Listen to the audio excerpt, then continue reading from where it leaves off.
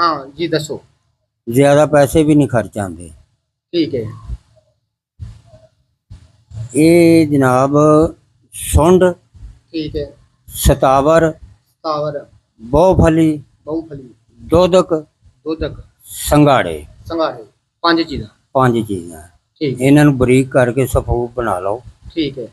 ये कुव्वत वास्ते बहुत अच्छा नुस्खा है। लो जी बाबा जी ने जो नुस्खा दसिया मैं तायद करना, बड़ा लाजवाब नुस्खा है वाकई। मैं भी कई बार इन्हू तैयार किया है।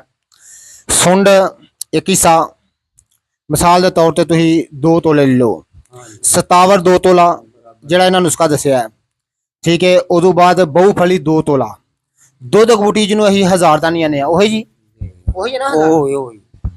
दुध बूटी उन्होंने आते हैं जी 1000 का नहीं जमीन से विछी होंगी है। अं कई बार तुहानू विखा भी चुके हैं।